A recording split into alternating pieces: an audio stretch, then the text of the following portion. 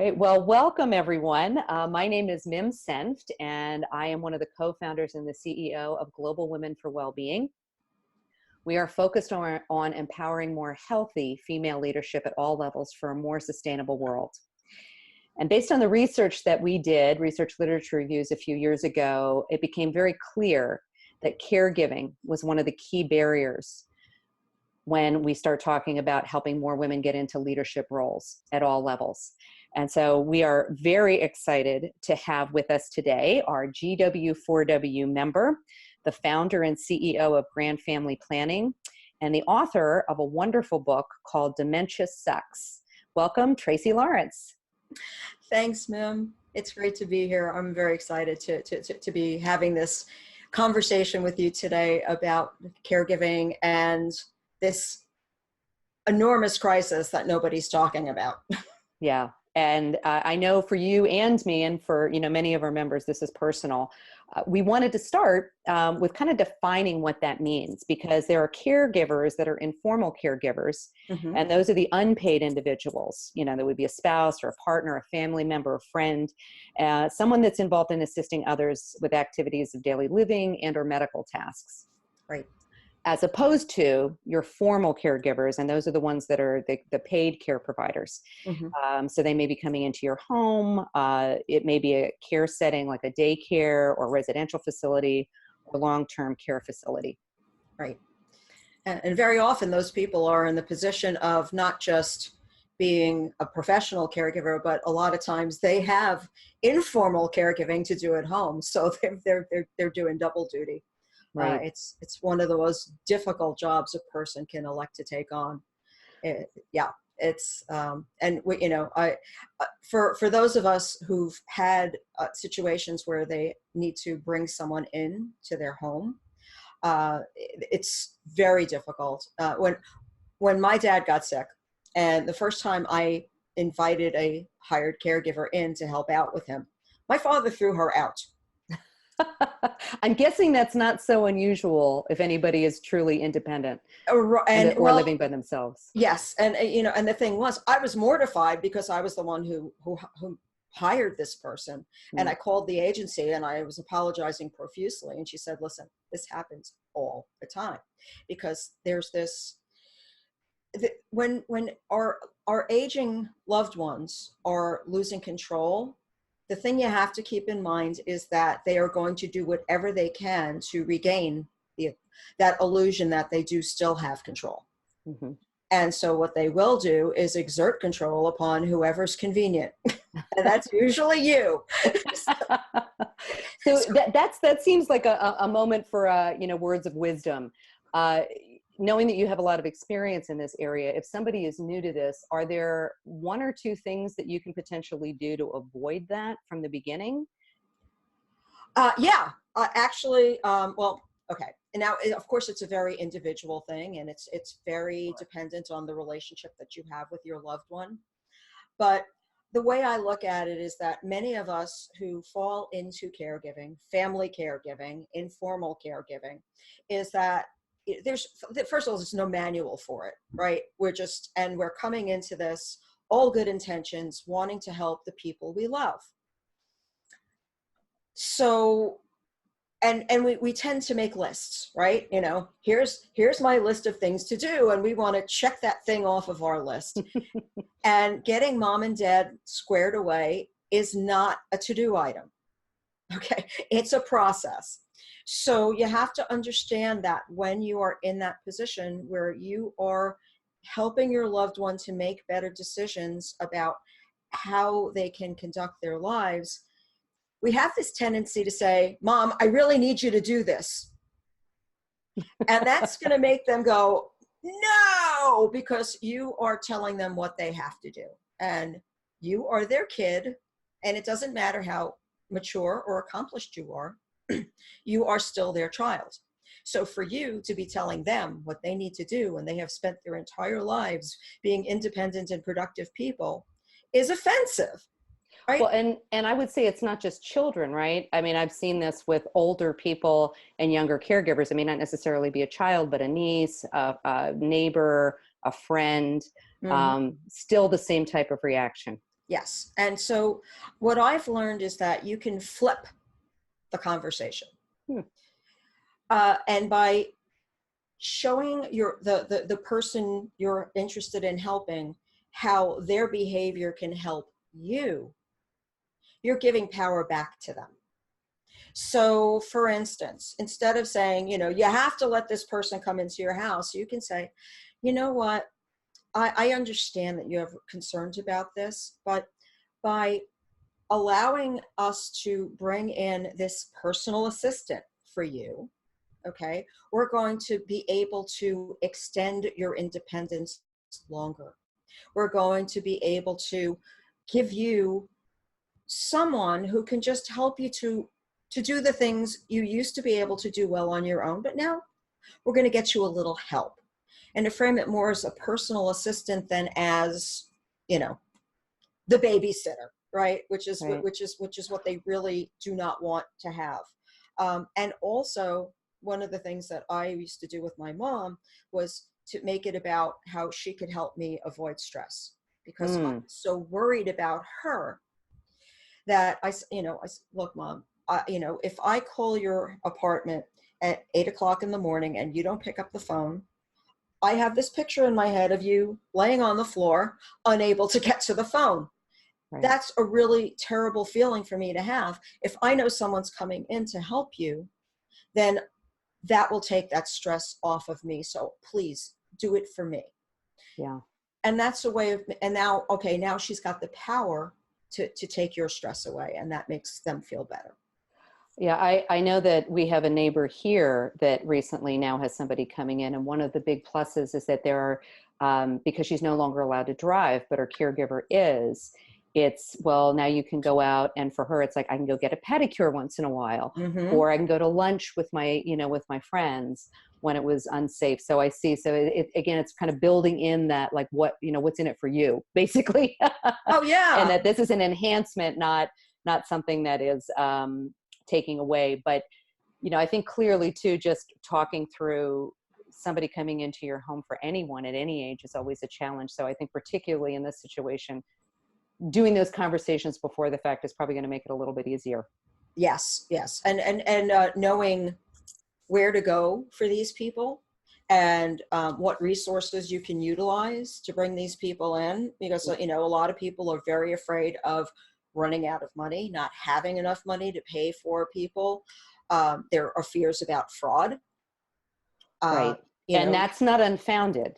That's no, not it isn't. unfounded. It But I think, absolutely isn't. yeah, before we jump into that, I just want to share some of the numbers around this, because, we talk Mm-hmm. about crisis, and that we know that we're going to have more and more people in this situation, certainly more and more people in our workforce, with an aging workforce.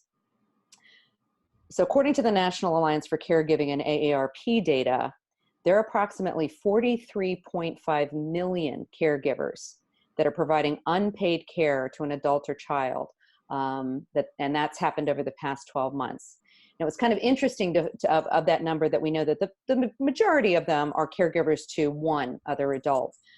However, 15% of those folks are caring for two adults.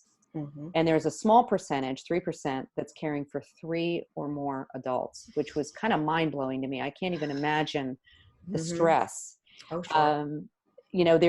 That kind of ties back also to this, anybody who's heard the commercials from the Alzheimer's Association and this discussion around what we're going to do.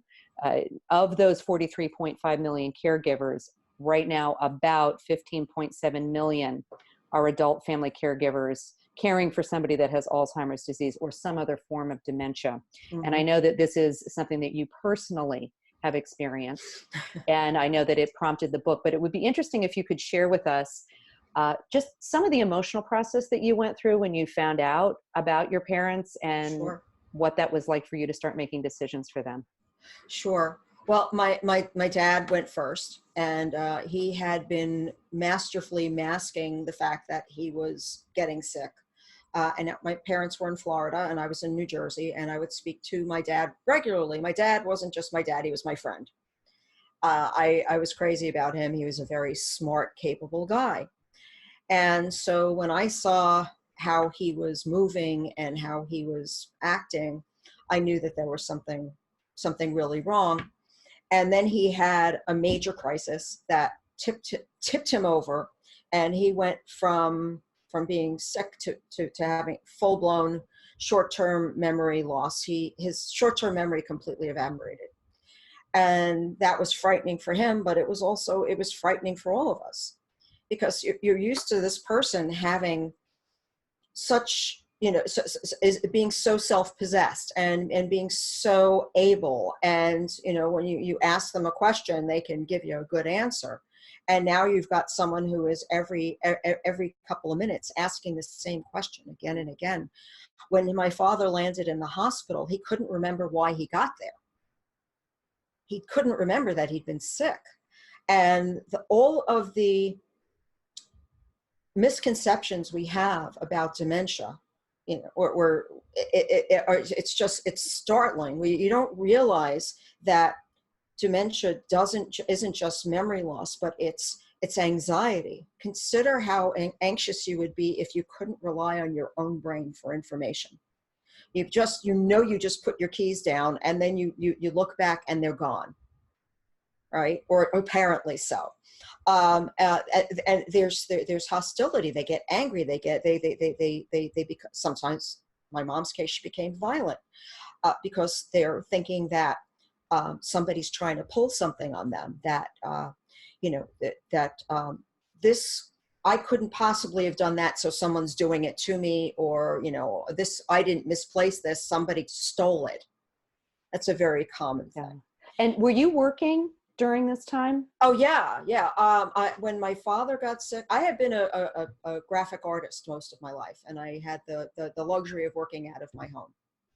So I had a much more flexible situation than many people in that situation. So I was very fortunate.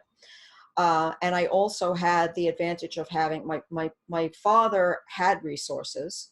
Mm-hmm. My parents. So when you say resources, financial resources, yes, and people in the community, or are you talking specifically financial? I'm talking specifically financial, because the building that my parents lived in and the friends that they had, most of their friends were much older, like they were. Mm. So, my mom did have one friend who was significantly younger than she was, and was a big help when after my mom lost my dad, and she was back down there. But for the majority of my parents' community, there wasn't a whole lot going on down in Florida that could really help to support them. So my question to you around that too, because that brings up an interesting point for me. Have you seen older women in general have a few more resources from a social perspective versus their male counterparts? I've seen more women because we just live longer, right? Good point. All right, but good point. And women do have a tendency to band together. One of the best examples of this was my brother's mother-in-law had a great communal group of people, and she was one of those people who was so able, like, deep into her seniorhood. But she had an incident where she fell and broke her leg. And she was in her yard at Easter time, and her son lived at home with her, but he's got some special needs, and he did not hear her when she yelled. And she didn't have a pendant because she was in her 80s, but she didn't feel like she needed it. Yeah. Because she was still so plugged in. Well, a neighbor heard her yell and called for an ambulance. She landed in the hospital and then in rehab. She even went through a period of where she was demented for a short period of time, but she recovered from it, thank God. But was that more related to the drugs, do you think? Like, is that a fairly usual circumstance? Well, when people get older and they're just, when there is an impact to their system, they get more vulnerable to cognitive issues. Okay. So yeah, so she developed she had a virus, and she had a fever. So all of those things impacted her, but when she recovered from those things, she recovered her cognition. And the upshot was that she and all of her friends got pendants. Well, that's great news, right? So that's an interesting question specifically around that. I think everybody on this, if you're in the US, and I think this is probably true in some of the other countries out there that understand they have an aging population, that, all the advertisements, I've fallen and I haven't, I can't get up. We've been hearing that for years.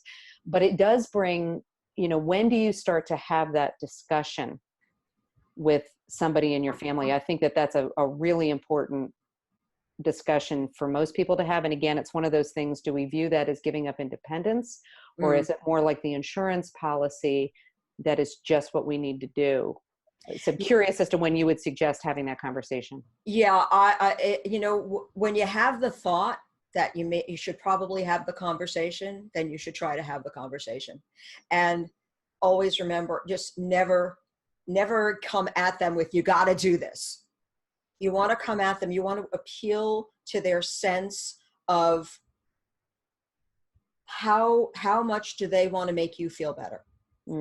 You always, if you make it about, I have fears for you, I'm losing sleep over this, I have anxiety because I'm worried about you, then they'll be more inclined to make you feel better by implementing what you're suggesting. You always want to show them the benefit to them, rather than, come at them with, you really got to do this because, right.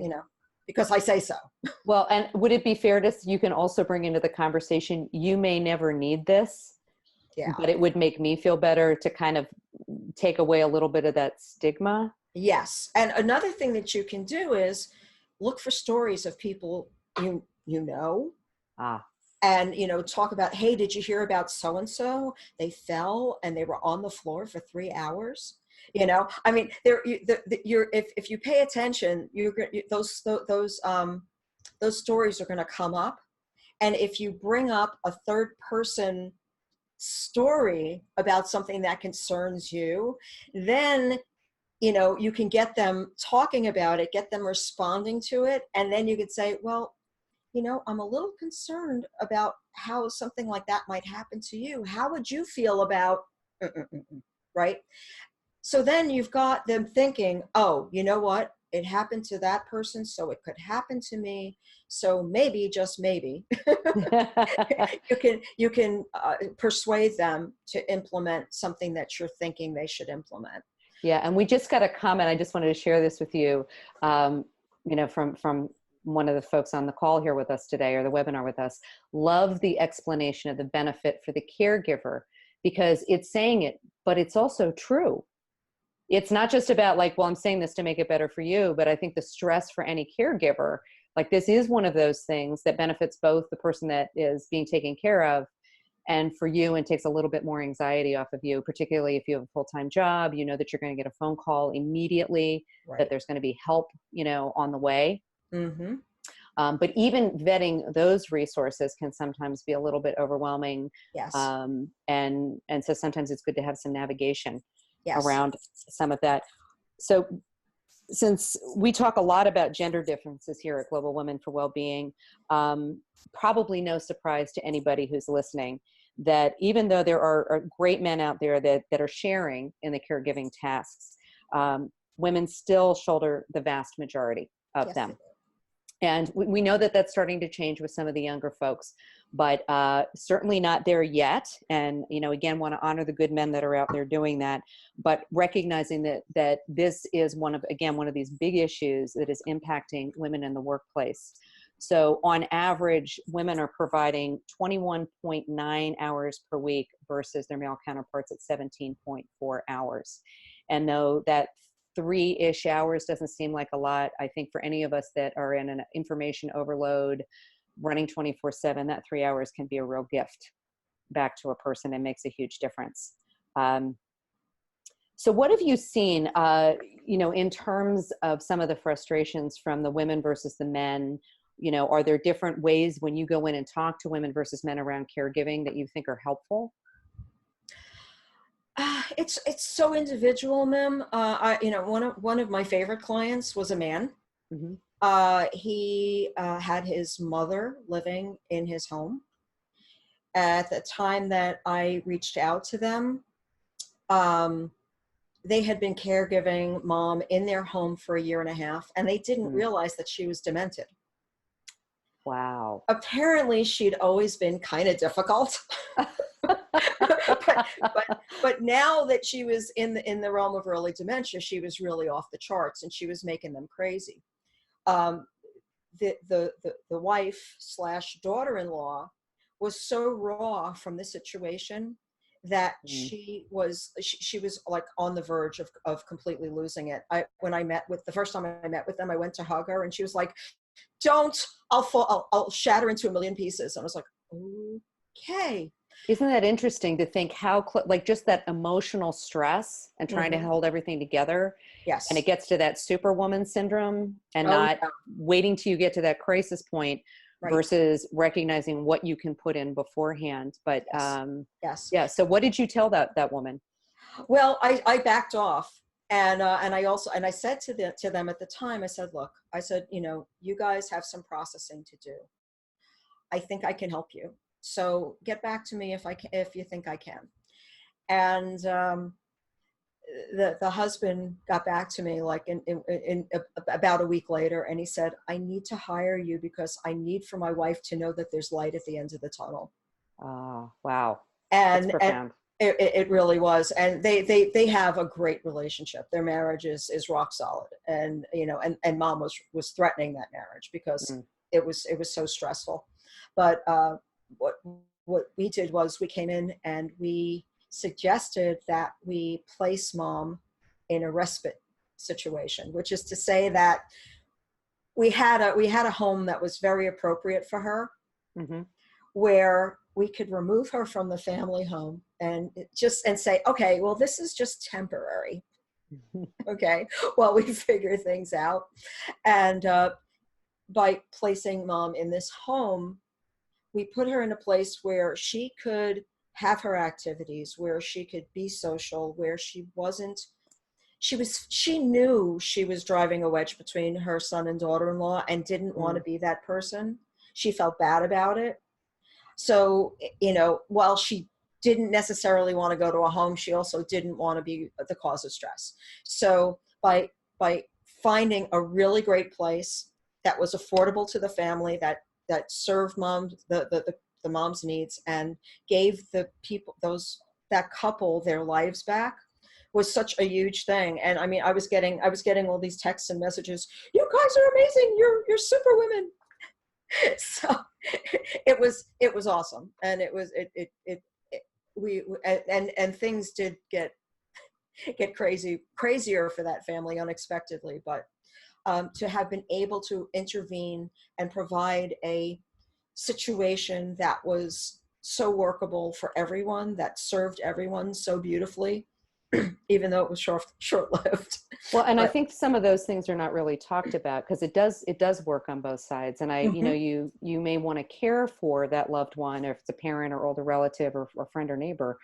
But what toll it does take on your personal relationships. Yes. And that need to kind of have that conversation and level set again from the beginning. And it's interesting then the isolation side. So this person who you're caring for really is kind of isolated even within that home environment, potentially, not always. But I think that's an interesting kind of, example of where you need to have a more open dialogue about what's going to work best for everyone. Yes. In a caregiving situation. Yes. And so many people have guilt around the idea of placing their loved one. And not unfounded, right? So I think, one of the big questions now, and particularly for us, and we think about the workplace, and with now more and more caregivers in the workplace, there is a huge need to have better knowledge, education, resources, support for our employees. And we know that it's true, not just in the US, but in Japan and across Europe and, any country now that is having is being faced with this issue. So Mhm. we're going to start out talking a little bit. I mean, one of the major issues I know for caregivers is that you don't really necessarily understand all the legal pieces that you Mhm. need to have in place. And it Yes. seems kind of boring and it seems kind of cut and dry. However, I know from personal experience that when you have these documents in place before the fact, Mhm. it can make going through a difficult situation just that much easier. So I thought it might be helpful to share with everybody just a little bit about things like power of attorney and some of the nuances around healthcare directives, and talk about, why this is important really to educate your employees about. Yes. So, we live in a DIY society, right? And we all think that we can like download documents or watch YouTube and figure out how to do it ourselves. But I That's very strongly, American, isn't it? yes, yes, it is. But I strongly suggest that, you find an elder law attorney in your jurisdiction, because laws are different wherever we live. There are nuances. Well, and it's state to state, right? Yes, state Yeah. to state, country to country. You want to make sure that you're working with an attorney who knows their stuff in the area where your parents reside or where you reside, because you want to make sure that in the now I'm going to Well, and talk about Tracey, the. that's an important distinction, Hmm. because if you're in Pennsylvania and your parent is in Arizona, Hmm. you definitely need to understand how Yes, that's going to impact you as the caregiver and the person that's being cared for. that's right. And so you want to establish where that loved one is going to ultimately reside, right? So, if you're in New Jersey and they're in Arizona, are they going to stay in Arizona? Right.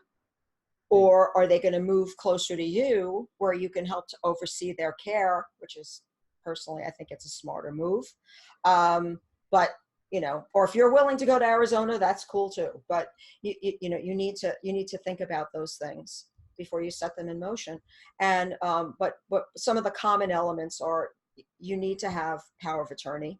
Okay, power of attorney is the financial aspect, so that when your loved one can no longer manage their money, write checks, and make financial decisions, they want to have someone appointed who can help to make those decisions for them.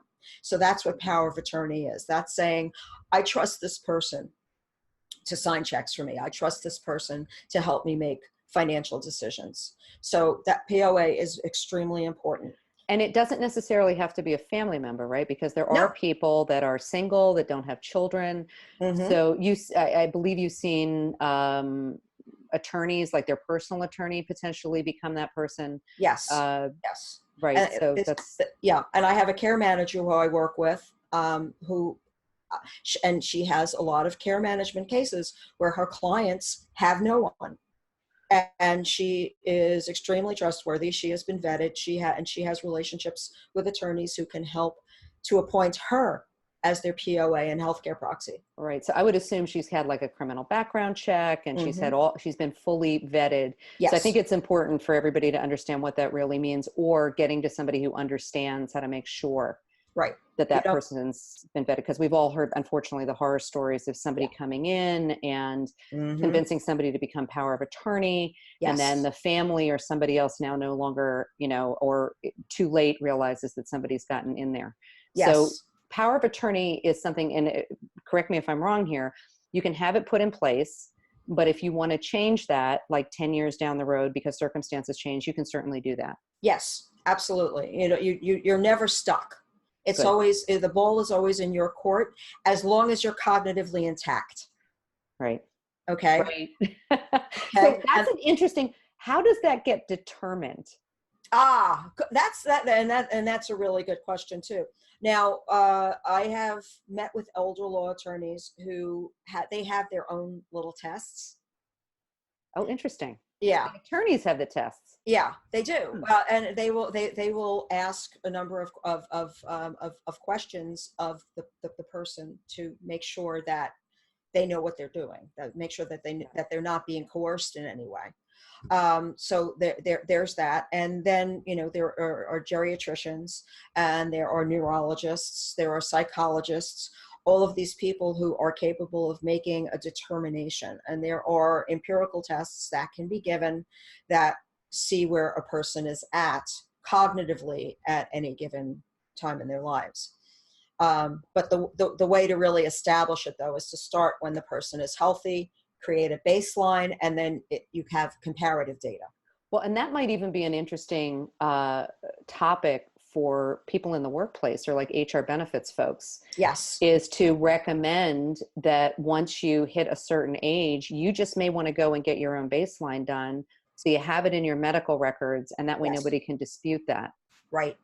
Having a CAT scan of your brain, it doesn't hurt. Good to know. Yeah. And it's a great thing to have that record, because having something to compare to down the line, this is my normal, right. Okay, at 60, and when I'm 70, okay, this is how much change has occurred. It will make it easier for a doctor to make a determination where you're at. And of course, the testing is becoming much better. Now you can actually get a PET scan, which can identify the hallmarks of Alzheimer's in the brain. It used to be you could only interesting.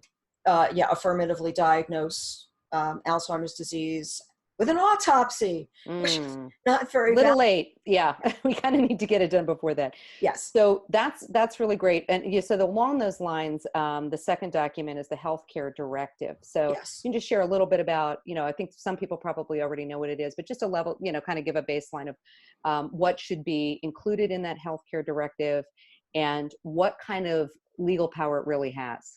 Okay. So, well, first of all, excuse me. It's spring. No, it's summer. It's summer, and summer. We're officially in summer. Yeah, it's the pollen. Forgive me. Well, you want a couple of things. First of all, you want to identify the person you would want to have represent you in the event that you can't speak for yourself. And this is for medical issues. That's for medical issues, and you want it to be somebody who has the intestinal fortitude, okay, to be able to make difficult decisions. And you want to put your desires in writing in the form of an advance directive, right? What's called a living will. And you want to say, in the event that this happens, this is what I want to have happen. And there's some boilerplate language that attorneys will use in defining what those things are. But you also, beyond putting it in writing, you want to have a conversation with your advocate. You want to say to them, these are my deal breakers. Okay. You want to actually say, all right, the document says this, but if I start developing dementia, then at 5 p.m. every afternoon, I want a mint julep on my deck. You can get that granular if you choose to. Wow, that's an interesting healthcare directive, but hey, if it gives somebody joy, that's why not? Right. So, and you can actually also include in your advanced directives a care plan. You can say, this is my vision. This is what I would want to have happen. And you would let that person know, yes, I have the resources put aside. And also, when I say resources, it's financial instruments, and it's also some kind of long-term care, whether it's insurance or some kind of, long-term care resource. You may even have like a separate account, because I've seen people do that they've specifically put aside, they just decide financially, instead of a long-term care insurance policy, they've siphoned off some of their retirement funds specifically for this purpose. Right. I think too, with healthcare directive, from what I've seen, and I know that I have one in place, I let you know that I did that. And I think it is interesting for people listening to understand that when you say difficult decisions, I know for me personally, I know what I want if I'm, God forbid, brain dead. Mm-hmm. And, there's really no chance of me coming out of that. For me, it's my choice for them to stop care. Yes. All care, not being on a respirator, not a feeding tube, all of those things. Right. Now, depending on what your personal viewpoints are on that, or your religious viewpoints, that's why it's so important to have one of these in place. And just like you said, I actually have my sister as my primary person because I know that she understands exactly what I want and why I want it. And I trust her to do that. It's not that I don't love my husband and other people. It's just that I know that she is the person that can do that for me in the way that I want it to be carried out. Yes. But I also understand too that it's very important to understand that through a legal perspective in your own state, because I know from state to state in the United States, it varies. And so you want to make sure the right language is in there. Yes. And that whoever that person is that you have designated has this paperwork. Don't just put it in a drawer. It's important that everybody and your physician and your attorney, everybody has copies of all these documents. Right. And there are ways to carry these things electronically. The healthcare POA does oversee the healthcare directives. I saw that question. So, yeah. And thank you for asking that. Yes.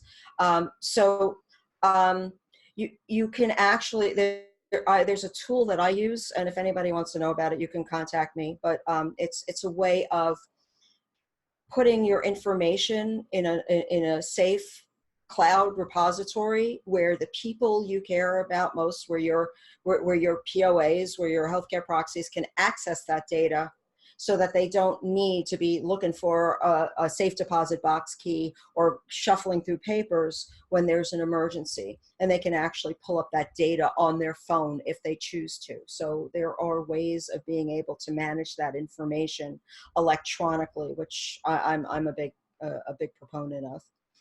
Yeah, very important. And I think as we start to see electronic records and different, things that I think are going to start to come into the marketplace over the next 5 to 10 years, we'll probably see more repositories for those things. Yes. So that, pieces, don't get lost. Yes. So again, so you have your financial piece, your power of attorney, you have the healthcare power of attorney, you have your healthcare directives in place. Yes. I think the other, big piece of the puzzle is the wills versus the trust. Yes. Conversation. And I think that there's sometimes confusion around what that means. Yes. And what you potentially want to do. And I think, I think we were talking about this, that was it Aretha Franklin, that they've now found like 3 wills and one is handwritten and crunched up, and like they found it in like a cushion of like in the couch. Yep. So hopefully nobody that's listening to this goes down that road. I mean, you want to have something that's a little clearer. Yes. And in place, and to make sure that whatever your wishes are truly carried out. So why don't you talk a little bit about the difference between a will versus a trust? Okay. And by the way, full disclosure, I'm not an attorney, even though the word law appears in my last name. So do not take this as a substitute for legal advice, folks. Okay. But just basically, a will just says what you want to have happen to your stuff when you're gone. That's the job of the will. What a trust does is it changes the ownership of your stuff to a legal entity. So it's like when you have an LLC or a corporation that represents your business. Well, the trust represents your business, your family. It's kind of like your personal corporation for your stuff. Exactly. House, car, contents, jewelry, artwork, whatever, any kind of funds that you have. Correct. And there are different kinds of trusts. So there's a living trust, which has the least amount of protections. It has the most flexibility. And a lot of people like that because one of the beautiful things about a trust is that it avoids probate. And so maybe just define probate in case anybody's not clear about that. It's the wrangling over a will after you're gone. Okay. So yeah, it's the fisticuffs that happen because, when you have a will, then there are people who have an interest in what's in the will. So they will argue about what's in the will. And so it's up to legal entities to kind of sort it out and figure out what the intent of the will was. So if you have a trust, it takes that possibility away from your final estate dissolution, right? Because the trust really spells things out in a very clear and private way. So, everybody knows exactly what, if you want to find out, you can Google Aretha Franklin's estate and you can see how much money was in it, because it's still up in the It's air. public knowledge, and right. Yeah. Right. So everybody knows your business. James Gandolfini, everybody knew how much money he had when he died. No, he didn't have a will. And Prince, oh my God, so all these famous people who didn't plan for when they were going to die, and everybody knows what their business is. It's public record. Right. So if you are the kind of person who doesn't want the world to know your business, you can put your stuff in a trust, and you need to appoint a trustee. Okay.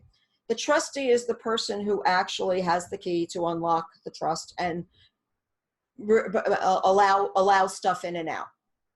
Right. Okay. So, and people have a problem with the whole trust idea because they think, oh, I'm losing control over my stuff. But the truth is that you're working with someone you trust, a trusted person. A good elder care attorney, somebody Yes. that's got years of experience. Yes, and you want to appoint well vetted. somebody, yeah, and you want to appoint somebody who is absolutely on your side, who you can count on to make a determination. So when you decide, okay, I need to take some money out of the trust because I want to buy a new car, or I want to, all right, it's time for me to go live someplace else, so I need a deposit, whatever it is. You want to know that the person you've appointed is going to be responsive to your needs at the time, and you can change that person, by the way. Right. So, once you establish who your trustee is, if they're not doing things the way you want them to, you can appoint a new trustee. So, but it's a really wonderful way, and the government rewards you for doing this. Okay, it basically says, okay, you were a grown-up, you did the right thing, so we're just going to let you do what you decided to do when you still had it all going on, and manage your affairs without our intervention. And I think that there, even, this very high level information, this is where I think that, it's just one of the major benefits of doing something specifically around this, having resources for your employees that are caregivers or potential caregivers. So they already are knowledgeable about most of these things, because, I personally know of somebody that became caregiver to their husband who unfortunately got brain cancer and got to the point where he really could not make decisions for himself. And the other person did not have power of attorney. And so trying to get basic disputes on a credit card, something so simple that normally should take 5 or 10 minutes was taking days and just adding so much more stress. And it's so incredibly important, particularly if you have key employees that are caregivers, to put these what I would call like protections, just it's almost like having a safety committee for caregivers, that you're providing this for them in advance. And I know that in some states it's legal to bring in an attorney. Like if you were going to do an event like this, you can bring an attorney with, as part of this conversation, have people sign that POA that day, right there. Or a healthcare directive, get it notarized. Because too often life gets so busy. So this may be something that organizations want to think about doing as, part of their overall helping their culture to thrive and really supporting their employees. It's a very practical thing to do, but could be incredibly beneficial for them. And encouraging them to letting them know that talking about their situation at home is not going to jeopardize their position. Well, and that's great. And thank you, for transitioning over now to more of the emotional piece, and particularly for women in the workplace. We know that caregiving for women at all levels, it has a huge impact on them. So we pulled a few stats that we wanted to share with everybody. For women that are caregivers in the workplace, 33% of them will decrease their working hours. 29% of them have passed up a job promotion, training, or assignment. 22% took a leave of absence. 20% of them switched from full-time to part-time employment. and 16% ended up quitting their jobs. And that is based on MetLife Mature Market Institute and their collaboration with the National Alliance for Caregiving and the National Center on Women and Aging. So all of that has a huge financial impact on female caregivers, more so than our male counterparts. Mm-hmm. And in fact, the research shows that the cost impact on individual female caregivers in terms of lost wages and Social Security benefits equals around $324,000 compared to our male counterparts. It's so vital when we talk about women in leadership that we understand and pay parity and having enough financial means and retirement funds to understand how it fits into this caregiving discussion. And interestingly enough, we know of people that have gone through most of their retirement savings. Women will do that more than men. Yes. Because they are put in a position where their parents did not have financial means to take care of themselves for whatever reason. Maybe they lost it in the, in the financial crisis, and it's Sure. through no fault of their own. Mm-hmm. But it becomes a very emotional issue. What do you do with a person that you love? You're certainly not going to be putting them out on the street. And I know that I personally have had conversations with women that went through every penny of their retirement savings and are starting all over again in their late 50s. So I think even combining the caregiving conversation in organizations with saving for retirement and pay equity, these things are interrelated. But it also gets to, when you have that amount of financial stress on you, it has a deep impact on both your mental and physical health. Mm-hmm. Absolutely. And people need to know that they are not obligated to spend all of their money on their loved ones. And there are things that they can do to protect themselves and to ensure that their loved ones get the care that they want and desire and deserve. So again, it's important to enlist the assistance of an elder law attorney. And people get upset about this when I bring it up, but sometimes you got to look at Medicaid. Yeah. And Medicaid is the number one long-term care insurance provider in the United States, and there's a reason for it. Right. Because there are so many people that need care, and and that's what a Medicaid is there for. These are people who have paid into the system for a very long time, for the most part, and are entitled to to that benefit. And if they qualify financially and medically, then they should be able to take advantage of it. Right. And it doesn't mean that they're going to go into a low-level facility or that they're not going to get the care. I think that's a misnomer that people, yes. Need to be educated about, because Right. and that's why you've seen these women go through their savings, and some men. Don't get me wrong, there Sure. are men Sure. out there that have done it as well. Sure. But I think that fear factor comes in when you don't really understand what it means. Right. And that, to your point, it may be the best choice, but until you're able to evaluate all reasonably and not get emotional about it, but have some real clear, here's what this means, here's what this means, here's what this means, then you can Right. make much better decisions for both you and your, the person that you're caring for. Sure. And people really have a very, they really misperceive Medicaid and what the requirements are. There are things that can be implemented when there's a couple, and when one is healthy and one is not. The healthy spouse does not have to be completely impoverished. I mean, there's a lot of things that people Right. don't know. And every facility, the nicest to the least nice. Okay. Mm-hmm. They all, if they're licensed in a particular way by the government of the state where they reside, they must set aside 10% of their beds for Medicaid patients. Right. So, and what a lot of people don't get is that if they shop around for a lovely facility that they feel comfortable in, that's appropriate for their loved one, then they can privately pay for a time and then, and in the meantime, apply for Medicaid. So when that person has their resources depleted, they can then occupy a room using Medicaid as the payer.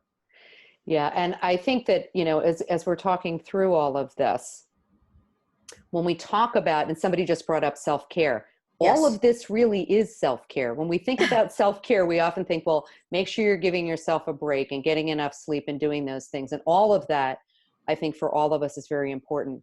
But it's these pieces, having the legal documents in place, knowing who to go to talk to, understanding the choices that you have for that loved one, is the other side of how you are self-caring as a caregiver. Yes. In a way that we normally don't think about. Mm. It's pretty hard to carve out that time for yourself when you're panicking over some of these decisions. Sure. And I know that you and I have had conversation. I've had this with my sister and many people that I know that have a lot of experience going in and vetting, like, where do I put mom or dad or the person that I care about? So we were talking about just a couple little tricks, and we don't want to say tricks in that we're trying to hurt somebody, but so that you feel 100% comfortable with where you're placing that person that you care about. Oh, yeah. So I thought maybe we talk just a little bit about that to help people, just give them some tips. Sure. Well, yeah. Well, one of the things that I strongly recommend is if you're shopping for a place for your loved one, you want to go unannounced. Because a lot of people make the mistake of making an appointment, and so you're seeing them on best behavior. You're seeing everything like nice and clean and squared away. And now you want to show up unannounced, and you want to see how the place is run, under, unprepared conditions, right? You want to make sure it passes the smell test. And it's not just, Let's talk about this, because I know smell test. What does that mean? But yeah, I've heard this from my sister who did a lot of work in nursing facilities and things. So yeah, share a little bit. It's a little graphic, but I think it's important for people to understand. okay. So as people age, they tend to have problems with with continence. Okay, and if they're having accidents on a regular basis that aren't being addressed, that's the obvious. There's an obvious aroma that you're going to encounter, and that can happen. But if you walk in to a facility and you smell disinfectant, and it's like it's permeating everything, or there's some kind of perfumey aroma, that should send up a red flag. Because when you walk in, it should smell clean. Okay, if the way it should, once those aromas start taking hold, that means that it's not clean. They're not, they're not being responsive to what's going on with their loved one, with the patients. So that's a really big deal. I also suggest having a meal. Okay. Oh, interesting. That's a great idea. Oh yeah. Before I placed my mother in one of the homes, I actually brought home. They prepared 2 plates for me to bring home, and and mom and I had dinner together in my home with food that they had prepared. Right. So I knew it tasted good, and she was licking her chops. So I knew that this was a good choice for her because food was very important to her. Well, and for most people, as you lose your ability to make choice, to have that's something that can truly enhance somebody's experience there. I think that's great, because I personally have experienced different levels of that visiting different people.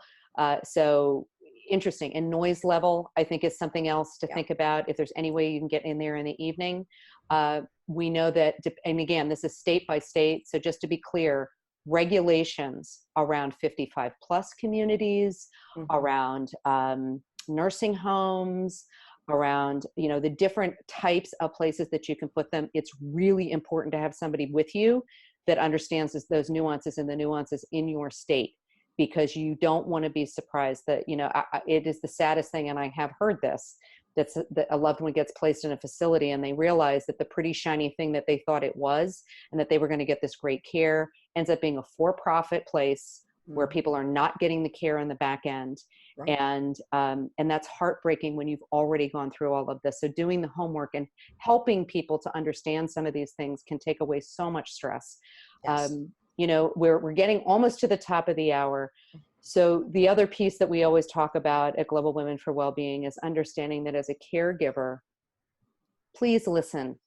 to your own signals in your, for your body. We, particularly women, we push ourselves to take care of our jobs, our families, our homes. We're caregivers. We're trying to do everything at once. But at the end of the day, if we don't carve out that time for ourselves, and it doesn't have to be, a major piece. It may be making sure that the person that has your back, your best friend, that you're connecting with them on a regular basis. And you can put that on your calendar. You can, to make sure that you're doing that for yourself. Yes. Maybe it's the coffee in the morning, 5 minutes out on your deck, if that's good for you, or the walk, or whatever you need to do for you. Build that in for yourself to give yourself that resilience. I mean, caregiving is very difficult work. And, we still know that many organizations don't fully understand how to support their employees. So if you don't have that support system at work, please, for your own sake, your own health, find a way to build that in. And Tracey's book, Dementia Sucks, is a fun and interesting and informative book. So you're looking to, there it is. Woohoo. So, wonderful. So a great way to kind of get introduced to the topic if you need to. I'm also going to hold up our research document here, which is free and downloadable from our website. So please feel free to go and get that, which ties the caregiving piece in. It's more geared towards why we need to talk about this in the work setting. And I know that post this discussion, we'll be sending out the link to our members, so they'll be able to hear the whole conversation. Tracey's been kind enough to provide for our members a checklist to make it a little bit easier for everybody to understand what they need to put in place. So we really thank you for providing that for folks, because it's always easier. We're trying to remember everything, and just having something in front of us can make things a little bit easier. So there's some parting words of wisdom that you'd like to give us. Here's the book while I'm talking, so everyone can see it. I just want people to know that taking care of yourself is not selfish. Okay. We have a tendency to think that if we put ourselves first, that we are somehow taking away from the people that we love, and that it couldn't be further from the truth. Remember that, when you're in the middle of things, you need to take a step back. You need to take a deep breath, meditation, relaxation. Finding time for respite is so urgently important, and you have a right to ask for it. When you're caregiving, you're doing something that is so brave and important for another person or people, and you deserve to take really great care of yourself, to provide yourself with some time off, to reward yourself when you can. Ask for help. Yes. Dig deep and ask for help. Don't be afraid to, because you'd be amazed at how willing the people who care about you are to give you help when you ask for it. So don't hold back out of fear. Be brave and ask for the help that you need, because you're worth it. Absolutely. And I think that, it's also something that we can train managers and leadership in organizations, because often people are afraid to identify as a caregiver. Or don't even know that they are. Exactly. And so opening up, like even figuring out in your own organization, if this is a conversation that can be had, if there's a barrier there, that is a huge step in the right direction if you can start to normalize conversation. If you have a leader in your organization that is a caregiver, one of the easiest ways to start to talk about that is having them share their personal story. It normalizes the conversation. Take a look at how you're putting information out there about your FMLA policies. Take a look at this through your flex time policies. And I know that recently Deloitte, for Deloitte USA, just put in 16 weeks of paid family leave. Now, we know that not every organization can do it, but it's paid family leave. This isn't just maternity, paternity. It is also recognizing that there are caregivers out there. So it is available to somebody that has their own health challenge. Maybe they're going through cancer treatment or whatever that is, but it's also there for the caregiver. And I just want to call them out and applaud them for stepping up and doing something that is a huge benefit to their employees. If you're smaller, you may not be able to do that, but there are steps that you can take in your organization to better support your caregivers and normalize that conversation. Well, we are so thrilled that you joined us today, Tracey. We are so happy that you are part of our GW4W family and able to share your wisdom and resources. And so we will make this available again to all our members. And we hope everybody has a good day and does something good for themselves to support their own health and well-being. Thank you. Thank you, ma'am.